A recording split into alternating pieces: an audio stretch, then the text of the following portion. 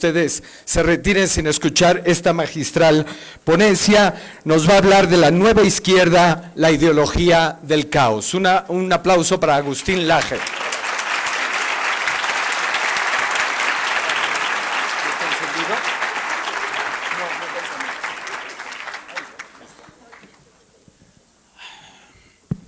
Bueno, muy buenas noches a todos. ¿Se escucha el micrófono más o menos? Sí, cualquier cosa me avisan. Bueno, estoy súper contento de ver un auditorio tan lleno. Antes que nada, si alguien tiene alguna silla que esté libre a su lado, que levante la mano para las personas que están de pie. Si alguien tiene sillas, no, los que estén de pie no, sino los que están sentados al lado de las sillas. Si hay alguien que tiene, ahí por ejemplo hay algunas sillas libres, sobre todo para las personas mayores que están de pie, no quisiera que se queden de pie toda esta hora de conferencia. La gente que está de pie al fondo también, miren, acá hay mucho más espacio para pasar, no tengo problema que se sienten por todo este lugar antes de quedarse de pie, si se quieren quedar incómodos ahí, es un problema suyo. Acá hay otra silla, ¿sí? Bueno, muy bien. Gracias por venir, gracias a los anfitriones, gracias a todas las organizaciones involucradas y las que están actualmente anfitrionando este evento. Nosotros hemos estado en otras ciudades previamente. Esta es la penúltima conferencia que vamos a dar en esta gira. Mañana, como se dijo, vamos a estar en el Congreso Nacional y después yo me vuelvo a mi país, Sara también, y Chinda se va a quedar porque se va a Guadalajara. Yo voy a explicar rápidamente, tengo solamente una hora para una conferencia que en verdad dura un poquito más de una hora y media, o sea que voy a tener que recortar muchos temas, pero voy a intentar que pueda quedar claro para ustedes un problema que para mí es crucial, que es el de la conceptualización de lo que nosotros entendemos como ideología de género. No es fácil conceptualizar, es mucho más fácil tener nociones sobre algo, es mucho más fácil tener imágenes mentales sobre algo antes que elaborar una conceptualización sólida, pero hoy es imprescindible arribar a esa conceptualización en la medida en que nadie puede dar una batalla contra aquello que desconoce qué es, y si no conceptualizamos no podremos conocer más allá de las referencias empíricas más próximas que tengamos a la mano. Por ejemplo, cuando se nos pregunta ¿y qué es eso de la ideología de género?, no podemos seguir respondiendo con nociones como por ejemplo, bueno, ¿viste esas marchas LGBT? Bueno, eso. Bueno, ¿viste las feministas radicales, esas que aparecen en tetas como hacia Sara? Bueno, eso. ¿Qué es esas marchas con las mujeres que usan el pañuelo verde? Bueno, eso es la ideología de género. No, eso está muy mal. O sea, las nociones son correctas en la medida en que estos movimientos están vinculados a la ideología de género, pero no son la ideología de género. ¿Qué es la ideología de género? Implica un esfuerzo intelectual de conceptualización, que es lo que voy a intentar hacer a través de las propias producciones intelectuales del feminismo contemporáneo. A partir de las más importantes teóricas del feminismo contemporáneo, a lo largo de estos minutos, vamos a arribar a un concepto claro para todos de qué es la ideología de género y después vamos a ver rápidamente cómo se impone. Voy a pasar todo lo que tiene que ver con postmarxismo, marxismo, porque para esto no va a haber tiempo. Si hay feedback, después lo podemos conversar en todo caso.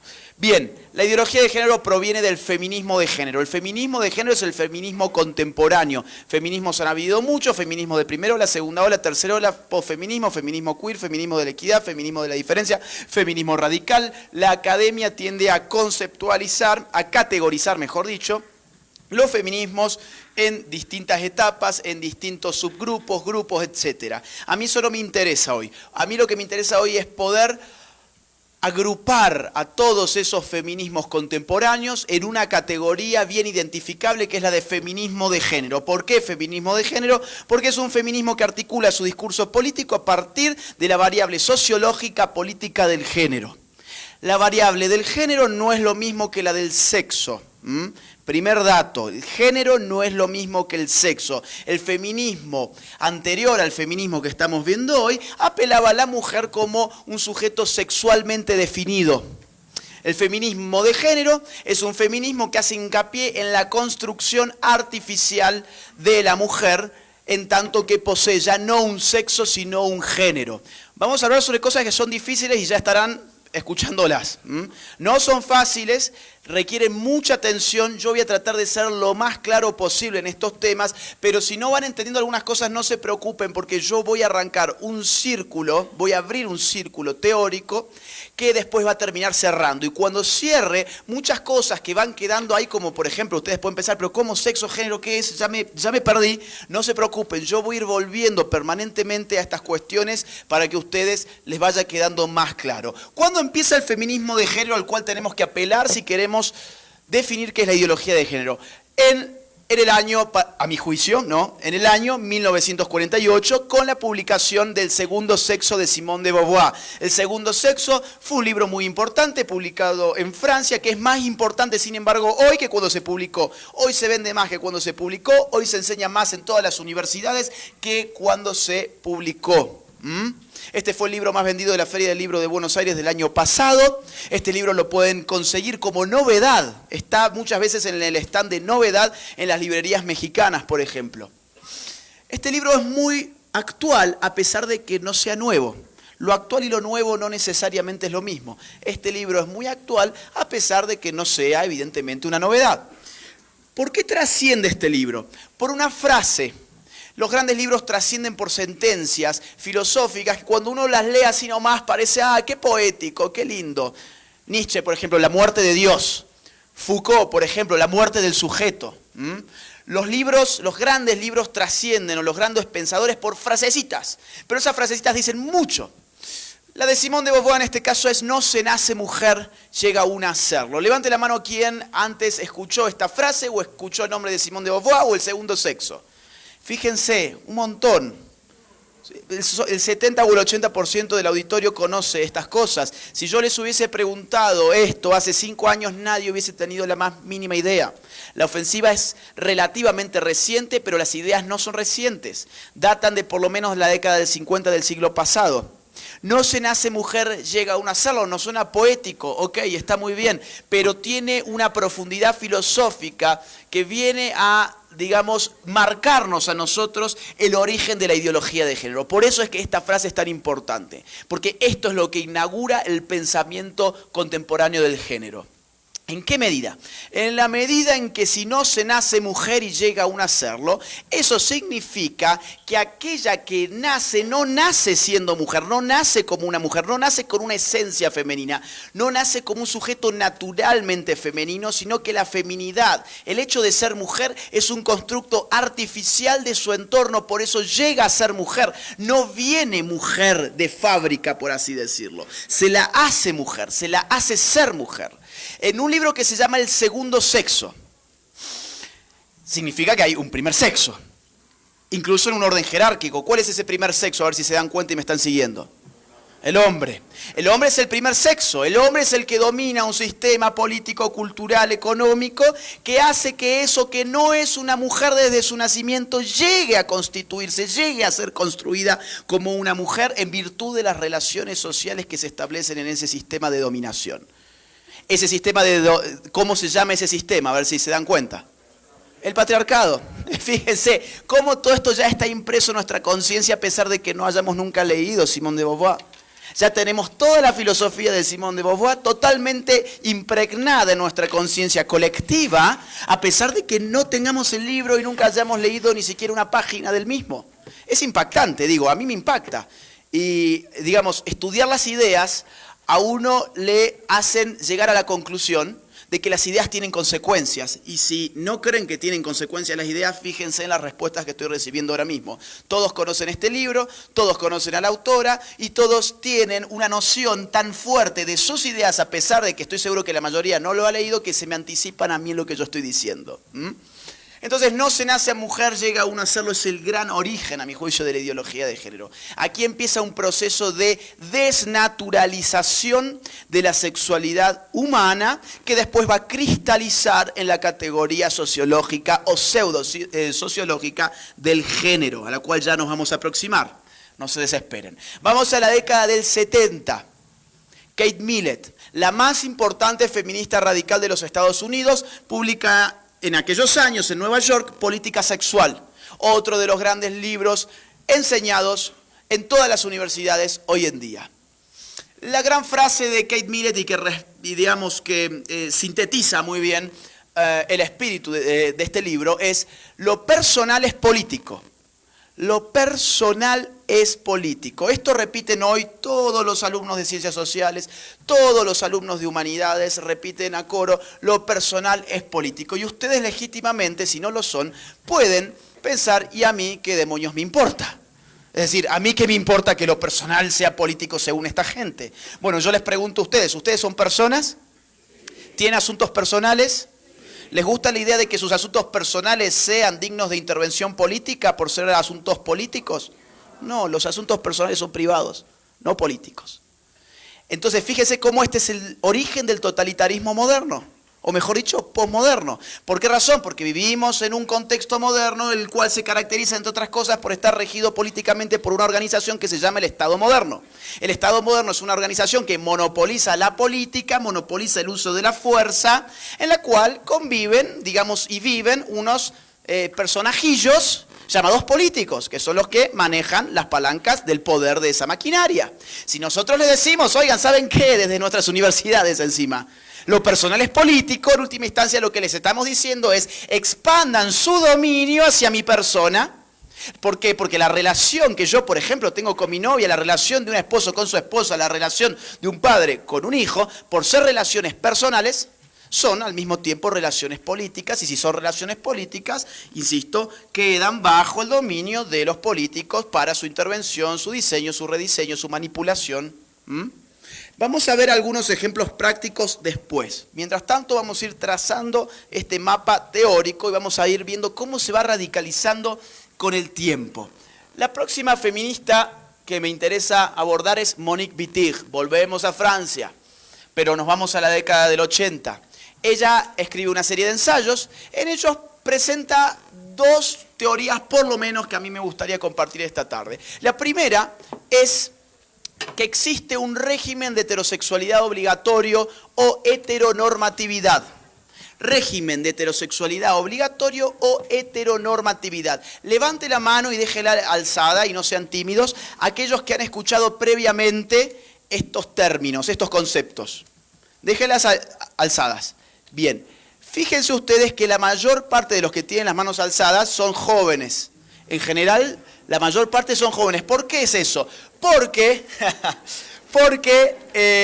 en los colegios se está utilizando esta terminología, y hoy esta terminología es la que habita, por ejemplo, los planes de estudios de educación sexual integral. A los niños hoy en Argentina se les enseña que viven en un régimen de heterosexualidad obligatoria que los ha obligado a ser heterosexuales. Díganme ustedes a qué adolescente les gusta sentirse que ha sido obligado a hacer algo. Juancito, vos no sos heterosexual porque realmente lo seas, sino porque sin que vos lo supieras, un régimen te obligó a ser heterosexual. Entonces, como fuiste construido como heterosexual, te podemos invitar a que te deconstruyas. La deconstrucción es el término que está en la boca de todos los adolescentes hoy en día y se creen grandes filósofos por hablar así, ¿no? Bien. Ahora, ¿por qué esto no es cierto? Esto no es cierto al menos por dos razones. La primera, de carácter biográfico: esta mujer fue lesbiana. Nadie la molestó por su lesbianismo, vivió su lesbianismo como quiso en Francia. Donde sí se molestaba a los homosexuales por su homosexualidad fue, por ejemplo, en la China de Mao Zedong. Ella era maoísta, además. Y en la China de Mao Zedong, en la China comunista, lo que se hacía con los homosexuales era, número uno, se los castraba. Si reincidían en su homosexualidad, se los fusilaba. Y ella nunca habló sobre la obligación a la heterosexualidad en China, sino que atacó Occidente. Pues esta gente lo que hace en general es atacar a Occidente. Y el segundo punto es de carácter lógico. No existe un régimen de heterosexualidad obligatoria porque sus alternativas no están prohibidas. No hay nada obligatorio allí donde la alternativa a lo que supuestamente se obliga no está prohibida. Por ejemplo, yo hoy traje un saco de color gris. ¿Eso es porque hay un régimen de saco gris obligatorio? No, eso es, digamos, no. ¿Y cómo podemos saberlo? Y bueno, porque mi saco podría haber sido azul, negro, blanco, rojo, amarillo, lo que yo quiera. Nadie me hubiese penado a mí por traer otro tipo de saco. Luego, no hay una obligación a que yo tenga un saco de color gris. En Occidente, o vamos a ponerlo más claro, aquí en México, ¿hay alguna penalidad para un homosexual? ¿Puede terminar en la cárcel, ser multado por su homosexualidad, ser fusilado? No, Afortunadamente no. Luego, no existe ningún régimen de heterosexualidad obligatoria porque la alternativa a la heterosexualidad está permitida. Fíjense cómo, sin embargo, se está engañando a la gente con frases pomposas y con terminologías que suenan rimbombantes. Segunda tesis de Monique Wittig que me interesa para hoy. La mujer no existe. Ella dice directamente, Simone de Beauvoir fue un poco más, digamos, menos clara. No se nace mujer, llega a un hacerlo, vamos a radicalizar y vamos a poner los puntos sobre las íes. Esto significa, la mujer no existe. ¿Cómo que no existe? Sí, no existe porque existe la lesbiana, dice Monique Wittig. ¿Por qué la lesbiana? Porque la lesbiana no es una mujer, dice ella.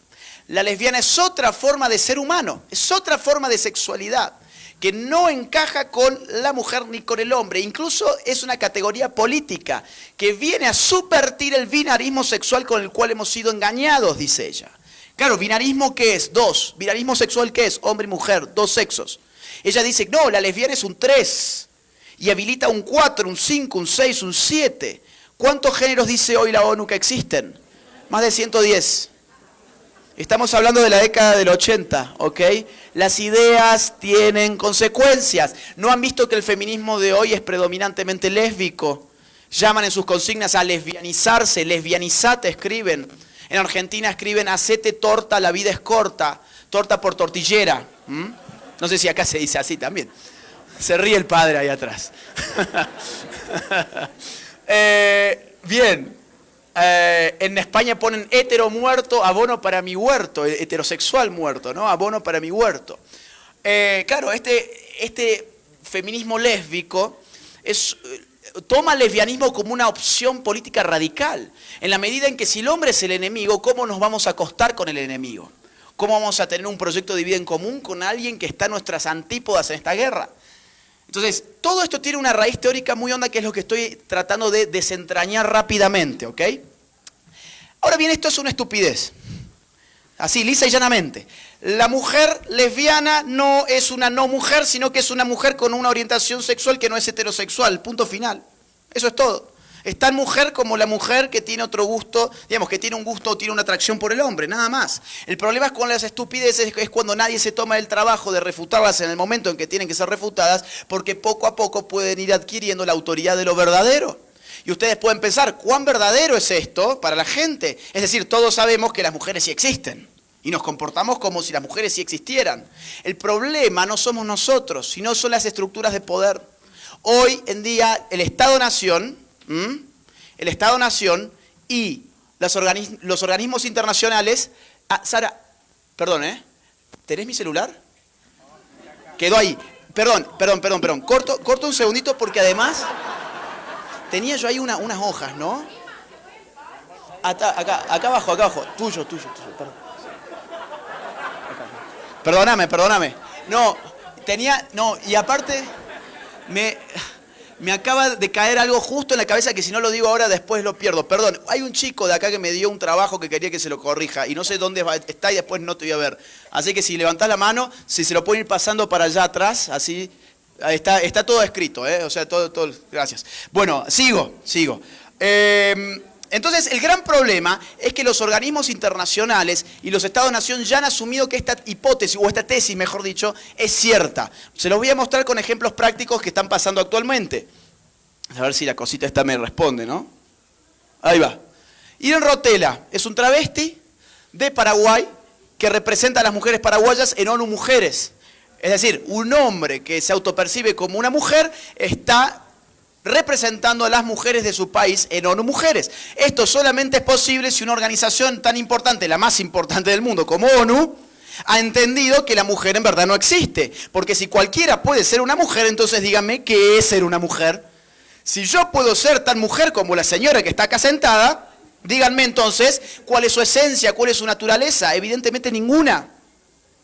Cuando cualquiera puede ser algo, significa que ese algo es nada.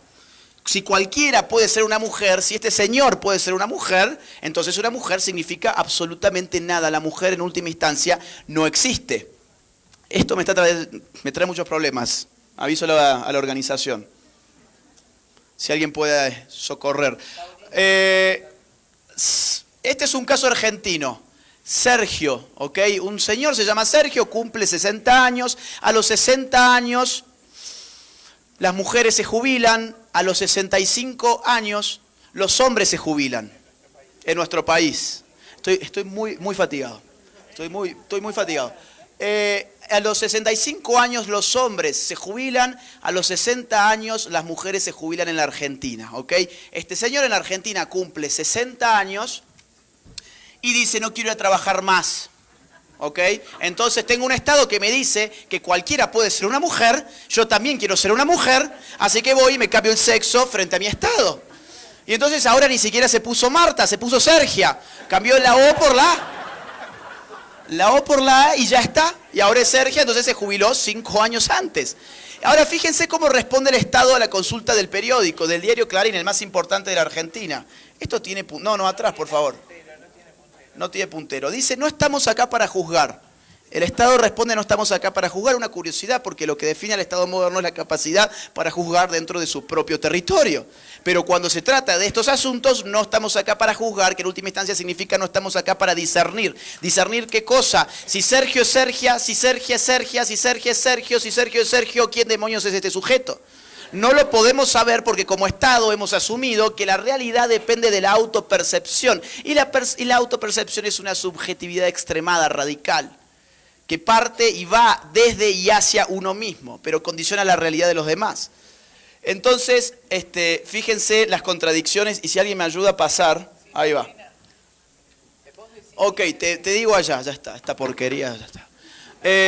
La justicia ordena fichar a un transexual en la Liga de Hockey Femenino en Argentina. Este trans quería jugar al hockey y entró a jugar al hockey y después fue expulsado porque las mujeres de los equipos rivales no querían jugar con un hombre, evidentemente.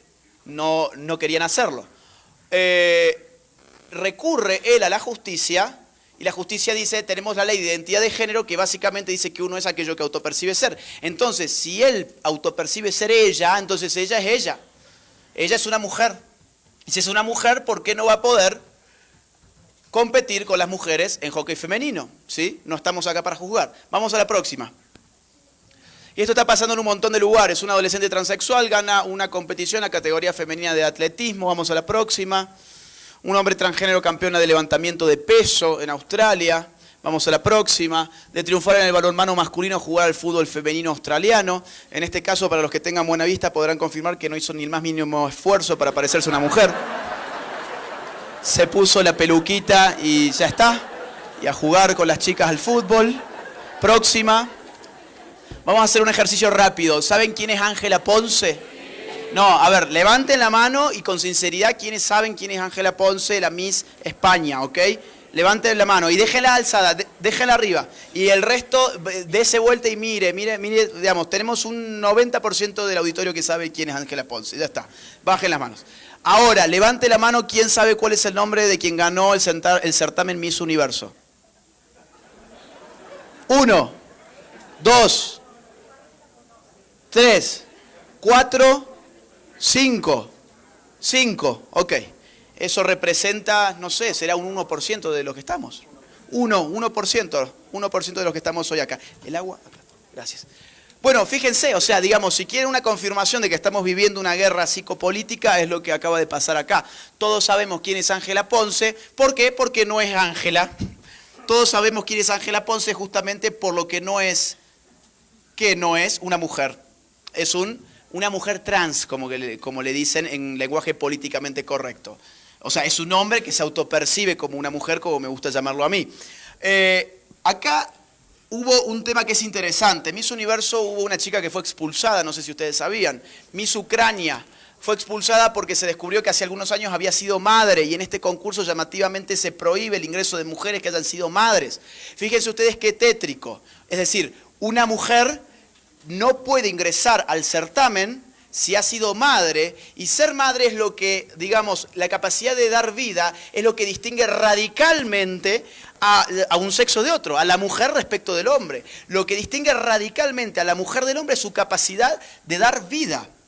Y no se puede ingresar a Miss Universo habiendo sido madre, pero si sos un hombre que te rebanaste los genitales, que te hormonizaste, que te pusiste plástico en el pecho, que te dejaste el pelo largo y te maquillaste y te autopercibes como una mujer, te va a conocer todo el mundo. Todo este auditorio te conoce. Vamos a la próxima. Esto está pasando en muchos lugares, esto es de Argentina, histórico, 2 mujeres trans, cuidado, esto es una guerra semántica, otra vez, 2 mujeres trans, ¿a qué refiere? ¿A 2 mujeres? No, a 2 hombres que dicen ser mujeres. 2 mujeres trans serán candidatas a la Reina de la Vendimia, que es un certamen también de belleza. Vamos a la próxima. Próxima, por favor. 2 noticias separadas en 6 meses de los Estados Unidos del año 2017. Primero, trasladan a un violador a una cárcel de mujeres tras su cambio de sexo. 6, pero esto está pasando en muchos países, ya lo vamos a ver. 6 meses más tarde aíslan por conducta obscena a un violador transgénero que cumple pena en una cárcel femenina. 6 meses más tarde, bastaron 6 meses, claro. O sea, ¿qué fue lo que pasó? Un hombre viola mujeres, el Estado lo aprende y él dice, yo soy tal mujer como las mujeres que yo violé, así que por favor no me ponga con los hombres, póngame con las mujeres. Entonces lo pone con las mujeres y ¿qué pasa? El tipo vuelve a hacer lo que tenía que hacer, volvió a hacer lo mismo, digamos. ¿Y ahora qué pasó? Y ahora ni siquiera es que dijeron, bueno, no, estuvimos en un error, este era un tipo, no era una chica, era un hombre, no era una mujer. Lo pongamos con los hombres, no, ahora quedó aislado, le armaron una celda específicamente para, digamos, la chica trans, ¿no? Vamos a la próxima. Violadores convictos se declaran mujeres para ir a las cárceles femeninas y lo consiguen, el caso inglés. Vamos a la próxima. Esto también pasó en Costa Rica hace muy poquito, no lo agregué. Esto es de Salta, Argentina, del norte. Julio de 2018 nació mujer, cambió su identidad a hombre y lo metieron a la cárcel de varones y ahora está en crisis. Ser hombre, digamos, está muy bueno para algunas cosas, menos para ir preso. Ahí sí que las va a pasar muy mal. Todas estas noticias, a ver, hay un montón, yo podría estar toda la tarde hablando de esto. El tema, yo les traje solamente un puñado para que ustedes vean que no existe la mujer, ya es una realidad para las organizaciones que mantienen el poder. Porque estos ejemplos solamente son posibles si hemos aceptado previamente que la mujer no tiene ninguna naturaleza definitoria, ¿ok? Vamos a la próxima. Vamos a seguir un poquito más con la feminista, Judith Butler. Judith Butler escribe El género en disputa en la década del 90 en California y podemos sintetizar su obra como ella misma lo hace. Ella dice textualmente, el sexo siempre fue género con el resultado de que la distinción entre sexo y género no existe como tal. El sexo siempre fue género con el resultado de que la distinción entre sexo y género no existe como tal. Parece un trabalenguas, yo se los traduzco. Significa lo siguiente, hasta ese momento se decía que había 2 grandes dimensiones de la sexualidad humana. Una, el sexo, y acá viene el inicio de la conferencia que les dije, guarda, no es lo mismo. El sexo es lo natural de nuestra sexualidad, es lo biológico de nuestra sexualidad. Y el género son aquellos rasgos culturales o socialmente adquiridos que enriquecen nuestra sexualidad. Nosotros, a diferencia de las bestias, tenemos, digamos, no solamente la capacidad, sino la necesidad de diferenciarnos sexualmente más allá de lo biológico. Más allá de las distinciones biológicas, elaboramos estrategias culturales de diferenciación, porque en la diferenciación existe la atracción. No existe pueblo humano que no haya diferenciado a sus sexos culturalmente. Entonces, ¿a qué llamábamos o a qué podríamos llamar género si quisiéramos? Sería aquellos rasgos culturales que vienen a alimentar, a enriquecer las distinciones sexuales. Por ejemplo, que el hecho que las mujeres tiendan a usar a veces, muchas veces, zapatos con plataformas o con taco alto y los hombres jamás. Bueno, los hombres machos por lo menos, ¿no? Jamás.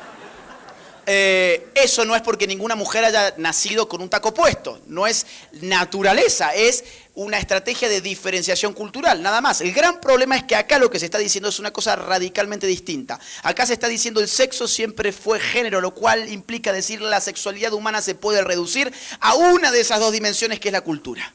La cultura nos sirve actualmente para explicar el complejo fenómeno de la sexualidad humana y nos basta por sí misma. Entonces, tenemos que ocultar el resto de las ciencias como ya vamos a verlo en instantes. Mientras tanto, vamos a pasar una más. No me va a dar tiempo para estas feministas. Vamos otra más. No me va a dar el tiempo. Otra más. Otra más. Vamos acá. ¿Qué es la ideología de género? ¿Qué es la ideología de género? A ver, tenemos algunas pistas que hemos ido trazando desde la década del 50 hasta hoy, ¿sí? No se nace mujer, llega a un hacerlo, lo personal es político, la mujer no existe, el sexo siempre fue género, que hemos ido viendo en todas estas filosofías del feminismo contemporáneo, un proceso de desarraigo de la sexualidad humana.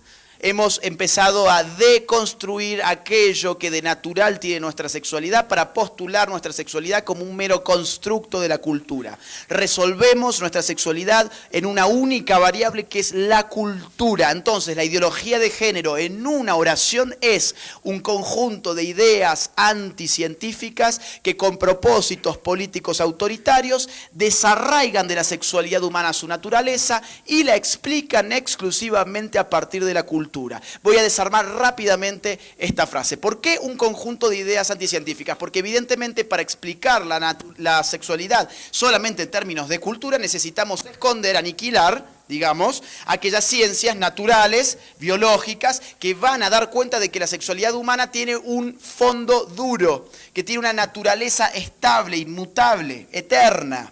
Tenemos que aniquilar la fisiología, la anatomía, la genética, la biología, la psicobiología, las neurociencias, las medicinas en general.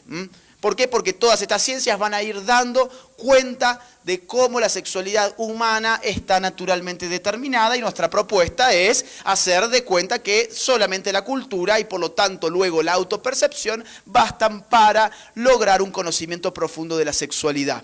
Pero este no es el problema, es decir, no es solamente el tema que sea anticientífico. Esta conferencia no está repleta porque acá seamos todos científicos que estamos preocupados por los ataques hacia la ciencia. Si no, podríamos haber hecho una conferencia sobre el tarot, sobre estas que te tiran las cartas, ¿no? Que eso también es muy anticientífico. Y sin embargo estamos hablando de la ideología de género. ¿Por qué? Por lo que sigue de la definición. Es un conjunto de ideas anticientíficas que, con propósitos políticos autoritarios, desarraigan de la sexualidad humana su naturaleza y la explican a partir de la cultura exclusivamente. Ese con propósitos políticos autoritarios es lo que voy a explicar a continuación, que es cómo se impone la ideología de género. Vamos a la próxima. Otra más. Número 1, silenciando voces opositoras. Los estados están silenciando con sus aparatos punitivos las voces opositoras de la ideología de género en todas partes donde la ideología de género más avanza. Una noticia, por ejemplo, atrás. Babi Echecopar deberá incluir en su programa de radio especialistas en género. Esto es un periodista argentino muy crítico con el feminismo que fue penado por la justicia y le obligan ahora a tener en su programa a feministas y a especialistas en género. Tiene una obligación judicial y tiene además una prohibición judicial de refutar él o sus compañeros a las feministas antes, durante o después de su programa radial. Esto es un dogma, esto no se debate, esto no se puede debatir. Esto es un dogma que tenemos que aceptar o aceptar, si no vamos a tener a la justicia encima como le pasó a este señor. Vamos a la próxima. Estoy acelerando todo lo que puedo, Miriam, me verás. Hazte Oír es una fundación española, casi digo mexicana, española, que hace 2 años lanzó este autobús a la calle de color anaranjado, decía los niños tienen pene, las niñas tienen vulva, que no te engañen. Este autobús duró en la calle segundos. Un juez salió a la palestra a decir que esto era un crimen de odio porque existen niñas con pene y niños con vagina, según la ideología de género a la cual adhería este juez, por supuesto. Entonces le prohibió circular. ¿Qué perdió la Fundación Hazte Oír? Su libertad de circulación y su libertad de expresión, porque ese autobús estaba expresando algo que encima era biológicamente verdadero. Vamos a la próxima. En febrero de este año salió otro autobús que dice no es violencia de género, es violencia doméstica. Stop Feminazis. En Valencia tampoco duró más de algunos minutos. Otro juez salió a la palestra a secuestrar el autobús porque no podía estar propagando estas ideas por la calle. Lo que hacen es silenciar sistemáticamente cualquier voz opositora desde el aparato punitivo del Estado. Vamos a la próxima, por favor. Florencia de la Vez, el travesti más famoso de la Argentina, llevó a juicio a un locutor cordobés que dijo en su programa de radio que no estaba de acuerdo con que le hubiesen dado el premio a la actriz del año porque ese premio es para mujeres. Dijo eso y ahora está judicializado y fue reeducado, fue penado por una institución que se llama INADI a hacer cursos de reeducación. Claro, él tiene un problema de educación y tiene que reeducarse en el Estado, ¿no? Vamos a la próxima. Philip Butters es el periodista político más importante del Perú, fue expulsado del medio donde él trabajaba cuando se opuso a la ideología de género. Vamos a la próxima. Amalia Granata es una panelista de la televisión de Argentina que también fue echada de su trabajo en la televisión cuando en Twitter fijó una posición pro vida. Vamos a la próxima. Pareja cristiana pagará multa de $150.000 por no hacer pastel para boda gay. Esto fue en Oregon, Estados Unidos. Esto se fue apelando, duró muchos años, llegó a la Corte Suprema de Justicia y finalmente, hace algunos meses nomás, la Corte Suprema falló en favor de los panaderos cristianos, afortunadamente. Pero, ¿qué perdieron en ese interín los panaderos? 2 libertades, su libertad religiosa que incluye el derecho a objetar conciencia y su libertad económica que incluye el derecho a comerciar con quien ellos quieran o no hacerlo con quien ellos no lo deseen. Así de simple, pero esos derechos fundamentales hoy están siendo violados sistemáticamente por los personeros del género. Vamos a la próxima. Número 2, promueven una espiral de silencio. Lo que hacen es usar a los medios de comunicación para generar la sensación de mayoría donde no la hay y generar la sensación de minoría donde existe la mayoría. Les pongo un caso muy simple. A ver, hacemos nuestras marchas pro vida, van cientos de miles de personas y los medios se esfuerzan por sacarte la foto en el rinconcito donde menos gente haya para que no se note que haya mucha gente. Ahora, cuando ellas hacen una movida de, no sé, 100 personas apenas, van y le sacan la foto de manera que parezca una multitud. Les cuento algo que nos pasó en Toluca antes de ayer. Teníamos 1.500 personas en un auditorio enorme que estuvieron todo el día escuchando nuestras conferencias y afuera tuvimos un episodio que duró algunos minutos no más de una manifestación de 10 feministas. Está el video en mi Instagram para quien quiera verlo. Son no más de 10, es más, creo que eran 8. Si me ajusto a la ciencia, creo que eran 8. Y la nota, tal como salió por los medios, fue cruce entre pro vidas y pro abortos. Cruce. Si hubiese sido un cruce, era un genocidio, digamos, ¿no? O sea, 1.500 personas ahí adentro no es un cruce contra 10 estúpidas allá afuera. No es un cruce eso.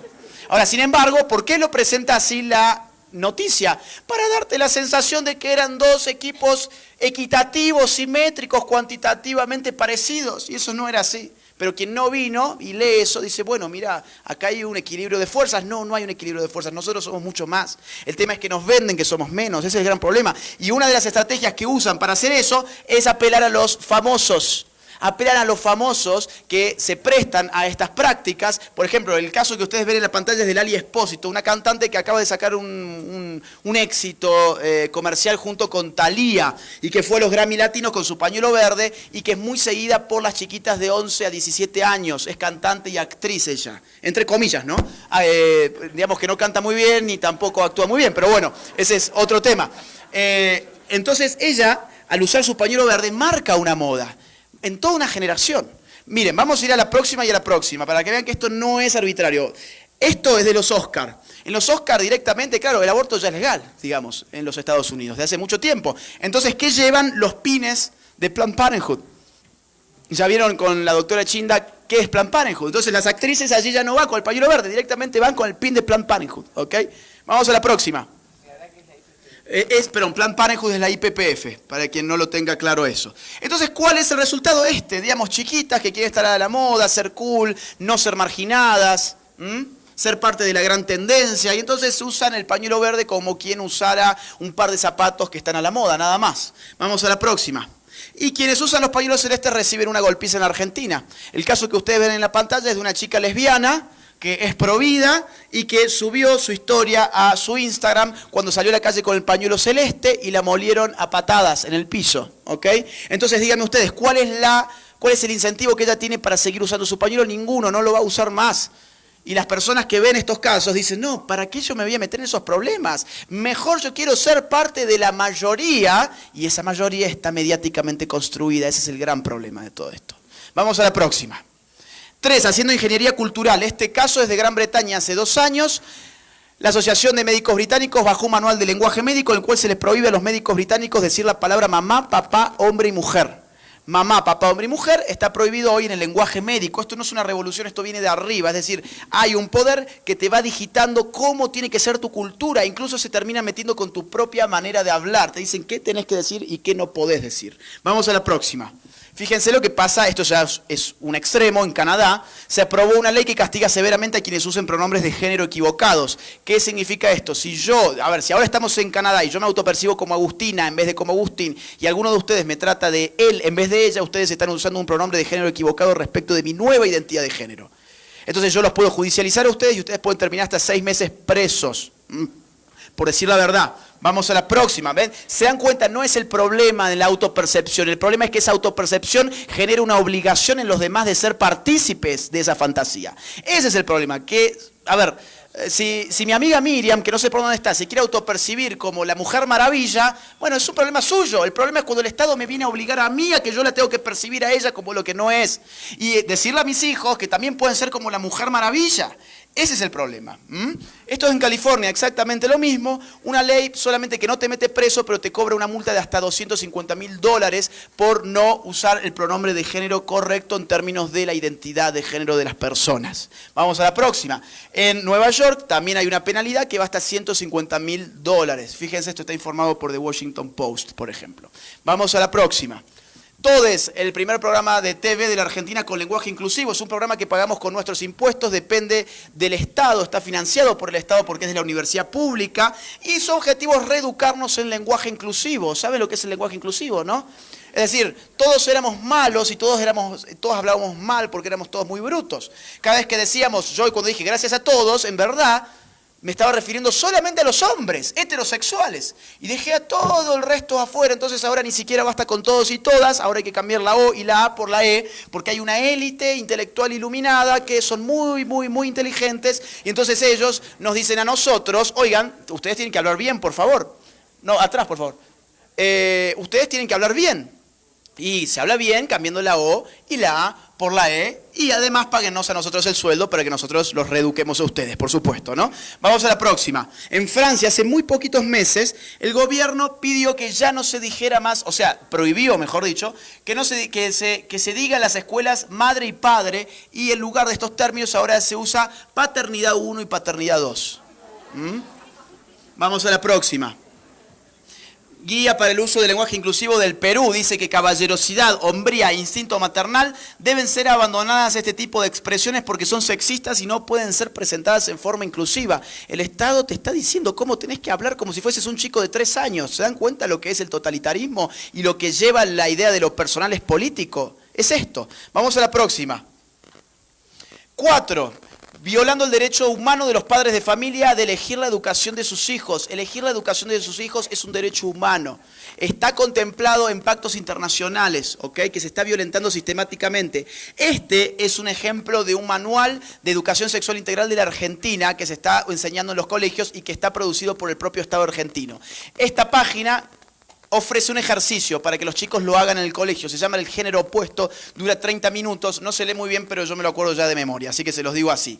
Dice, hacemos un ejercicio de cambio de identidad, nos ponemos una edad, un nombre y una orientación sexual distinta a la actual. Caminamos por el salón, quien coordina el taller dirá unas frases, cuando esa frase nos afecta nos congelamos y discutimos sobre las penurias de las personas LGBT. Eso dice el ejercicio. Es decir, tu hijo tiene 10 años, se llama Carlos, durante media hora en el colegio se va a tener que poner un nombre que no tiene, una edad que no tiene, una orientación sexual que no es la suya, va a tener que fingir tener una vida que no tiene. Por ejemplo, se pasará a llamar Marta, tendrá 35 años y será una chica trans y caminará por el salón y se encontrará con su mejor amigo que ahora se llama Claudia y tiene 25 años y es una mujer lesbiana y hablarán sobre vidas ficticias que no son las de ellos y después, durante otro momento, discutirán con la profesora con la que guía el taller, las penurias de las personas LGBT. ¿Esto es educación sexual? No. Esto es un lavaje cerebral. Esto es un lavaje cerebral, así de simple. Es decir, esto parece de ciencia ficción. Yo cuando lo leía digo, esto lo deben haber sacado de una película tipo Star Wars, algo medio así. Pero no, esto es lo que se está usando en educación sexual integral en la Argentina. Vamos a la próxima, por favor.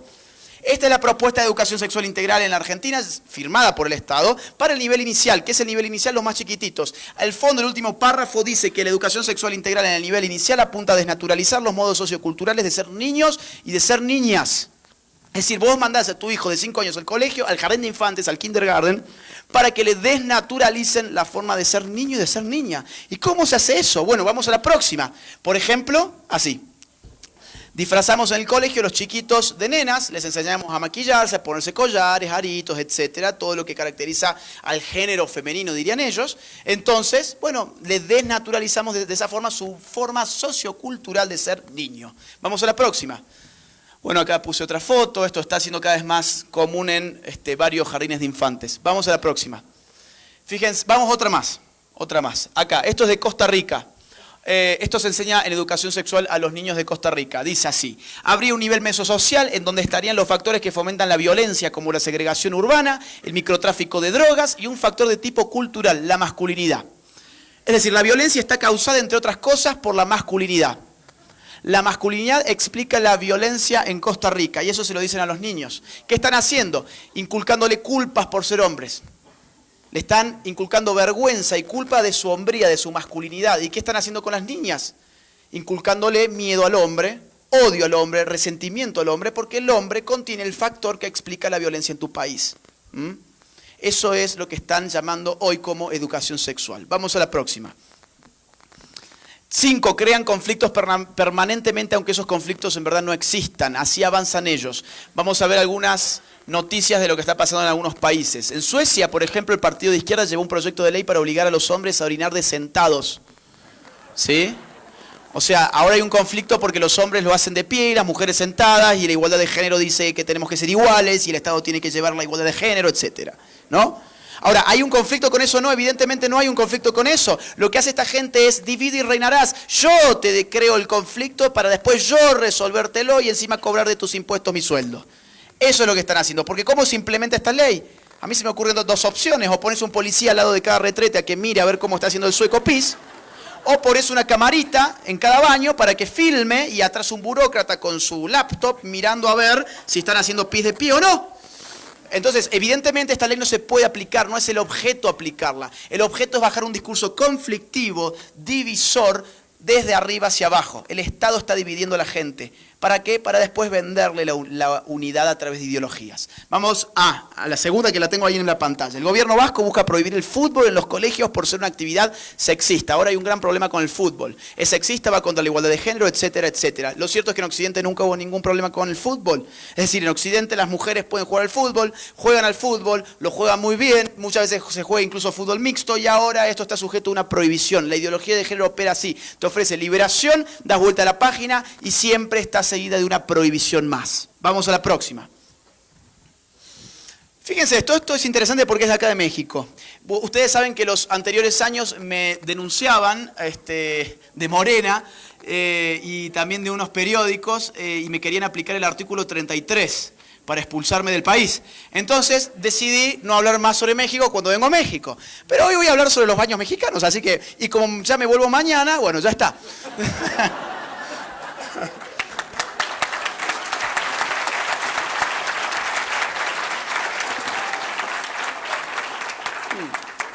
No, en serio, me acusan de hacer política siendo extranjero, entonces me han querido echar. Para evitar la discriminación abren baños mixtos en la escuela. Ahora hay un problema porque los baños, tenés uno de hombre y uno de mujer, y esto es un gran problema que tenemos que resolver, ¿no? Tenemos un gran conflicto con eso. Ahora bien, fíjense qué lindo esta idea de meterse en el baño con el otro sexo. Yo no creo que sea muy linda para las mujeres, ¿no? Bueno, vamos a ver, vamos a la próxima. ¿Por qué no es tan lindo para las mujeres? Porque evidentemente el sentido común nos dicen que se abren este tipo de riesgos. Un trans de 18 años violó a una chica de 10 años en estos baños mixtos, ¿ok? Vamos a la próxima. Y mientras tanto, estos de Chile, las feministas están exigiendo vagones exclusivos para las mujeres en el metro. Uy, ustedes los tienen acá. Es decir, ustedes tienen baños mixtos, pero vagones separados. Esto es esquizofrénico. Es esquizofrénico, realmente. O sea, vamos todos juntos al baño. Ahora, en el metro no, ahí no, porque son los violadores. Bueno, no sé qué más decir, vamos a la próxima. Tampoco tengo mucho tiempo. 6. Promoviendo progresivamente perversiones y parafilias. Esto se está haciendo cuando la ideología de género más va avanzando. Yo les dije, es importante conceptualizar para no quedarse con la foto y poder ver la película y prever lo que sigue de la película. ¿Cómo podemos prever lo que sigue de la película? Asumiendo que la ideología de género siempre va por un poco más en lo que hace el desarraigo de la naturaleza humana. Veamos 3 casos rápidos. Holanda legaliza un partido que defiende la pederastia. Las pederastia son las relaciones sexuales entre adultos y niños. Canadá, Corte Suprema, legaliza parcialmente el sexo con animales, la zoofilia. ¿Por qué parcialmente? Porque eso es en la medida en que la bestia penetra al hombre y no el hombre a la bestia para no hacerle daño, porque ellos allá son muy pro Greenpeace también, ¿no? Las juventudes del Partido Liberal Sueco defienden legalizar la necrofilia, sexo con cadáveres, y el incesto, sexo entre familiares próximos, los padres con los hijos, los hermanos entre sí, etc. Ahora, ¿qué tiene que ver esto con la ideología de género? Todo es propio de la matriz filosófica de la ideología de género, porque si asumimos que el sexo siempre fue género, es decir, que la sexualidad, se resuelve en la cultura y que la sexualidad es mera cultura, estamos asumiendo que es totalmente arbitraria. Vamos a poner un ejemplo para que esto quede claro, que es algo meramente cultural, un semáforo. ¿Cómo funciona un semáforo? Con 3 colores, rojo, amarillo, verde. Yo les pregunto a ustedes, ¿podríamos haberlo hecho azul, fucsia y marrón? Claro, ¿por qué? Porque lo hicimos nosotros, no se cayó de una planta, no salió de la tierra, no salió de un huevo ni de la panza de nadie. Es algo cultural, es una invención. Eso sí es una construcción cultural que puede ser deconstruida para modificarle lo que significa cada color. Así de simple. Ahora, al decir que el sexo siempre fue género y que el género resuelve toda nuestra sexualidad, en términos cognitivos, lo que habilitamos es a pensar la sexualidad como un semáforo totalmente intercambiable, arbitraria, deconstruible. Además, fíjense qué progresivo que es esto. A ver, pensémoslo así. Tuvimos primero esto del orgullo gay, etc. Tuvimos pues el lobby LGBT, que después fue LGBTI, que después fue LGBTIQ, que después fue LGTTQI, que después fue LGTTQI+. ¿Ese más qué significa? Significa precisamente la indeterminación de aquellos sujetos disidentes de la heterosexualidad que se suman al lobby. El más es indeterminación. Cualquiera que no sea heterosexual puede ser parte de ese más. Incluso los pedófilos, incluso los zoofílicos, etcétera, etcétera. Y si yo además les puedo decir hoy, ¿saben qué? Yo soy Agustina y ustedes quedan obligados a percibirme como yo me autopercibo, es decir, como una mujer, ¿qué me queda a mí? ¿Qué me falta a mí para decirles mañana que además yo tengo 6 años, porque me autopercibo como Agustina, una nena de 6 años? Claro, esto está llegando así a estos países donde se va exacerbando esta filosofía. Vamos a la próxima, por ejemplo.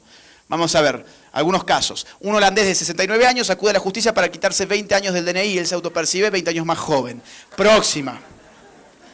La increíble transformación de un hombre de 52 años en una niña. Esto fue en Canadá. Ahora dice que tiene 6 años. A mí no me interesa el tipo, digamos, el hombre, porque locos han habido siempre. El tema que me interesa es cómo el diario, cómo el periódico titula la noticia. Porque no te dice, curiosa patología psiquiátrica lleva a un hombre a pensar que es una nena de 6 años. No, te dice la increíble transformación. Díganme ustedes, ¿qué tiene de increíble un gordito de 52 años que se puso un babero y una peluquita? Nada.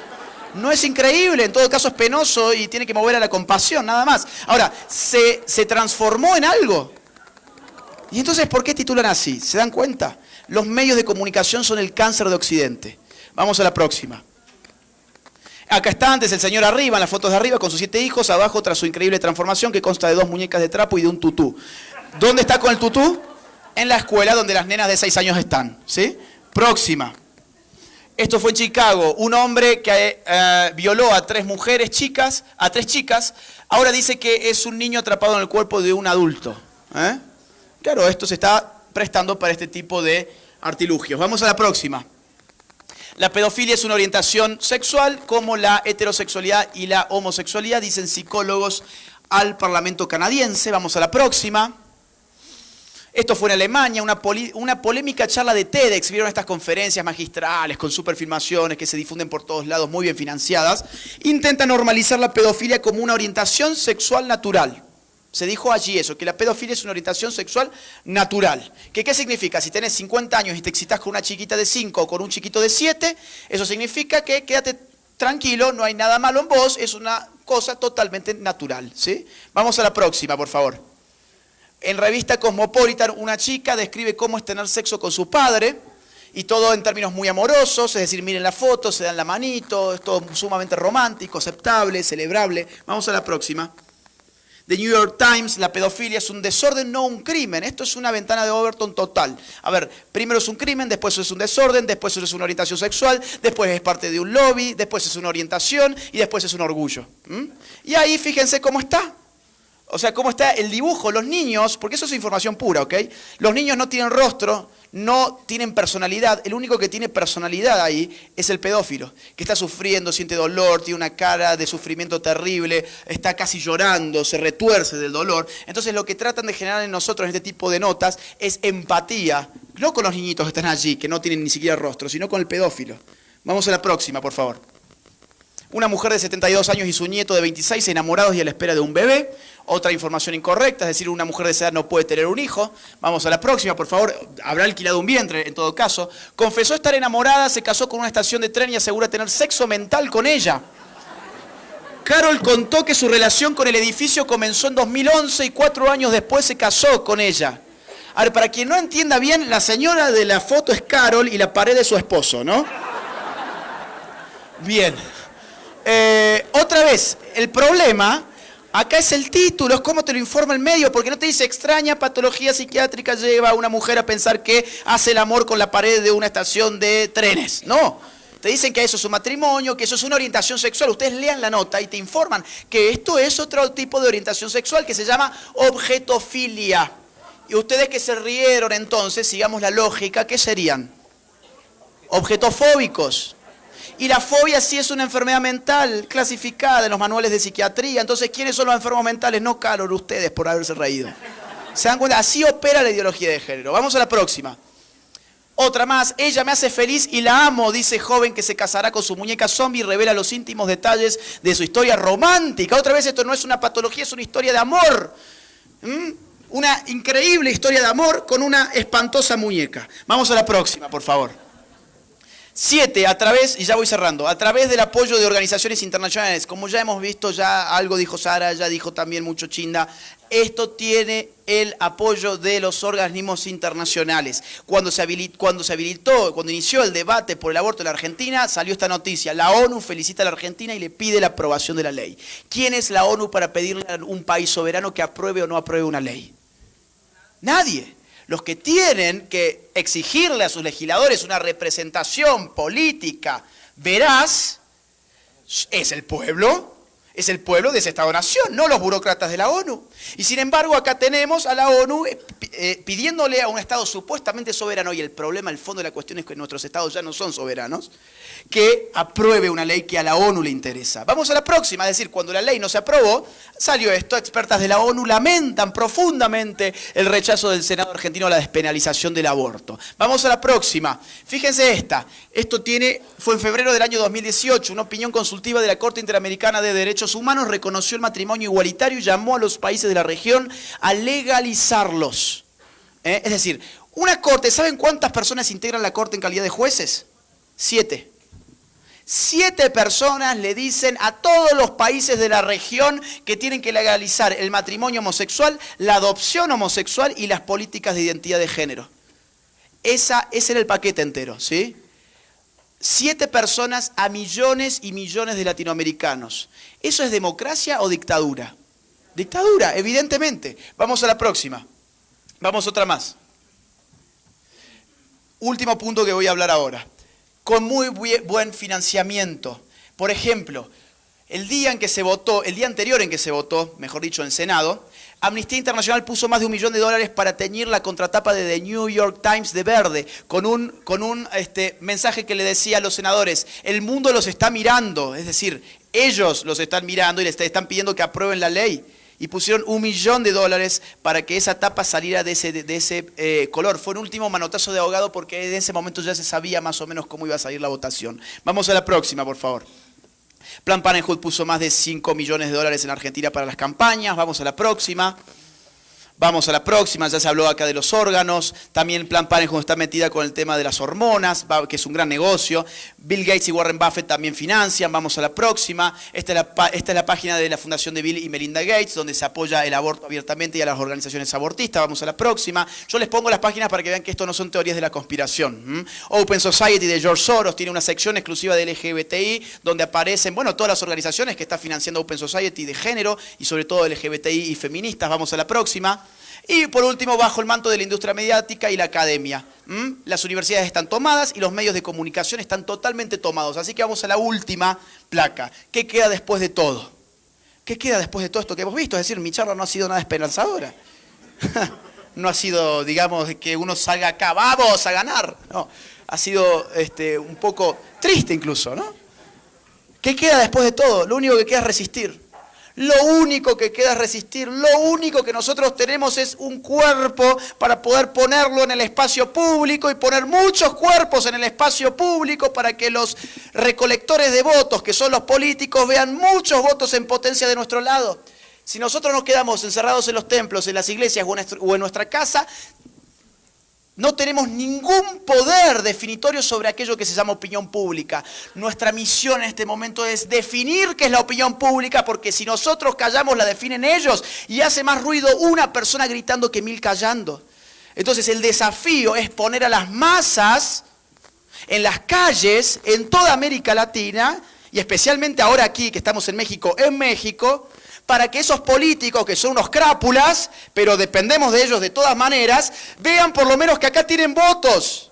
Hagamos realismo político, pongamos a las masas en las calles. Eso es lo que se hizo en Perú y se voltearon 7 iniciativas de género. Eso es lo que se hizo en la Argentina, no hay otro secreto. Eso se hizo en la Argentina para voltear la iniciativa del aborto. Y eso es lo que va a tener que hacer México porque los ataques se están dirigiendo a estas tierras. Muchas gracias.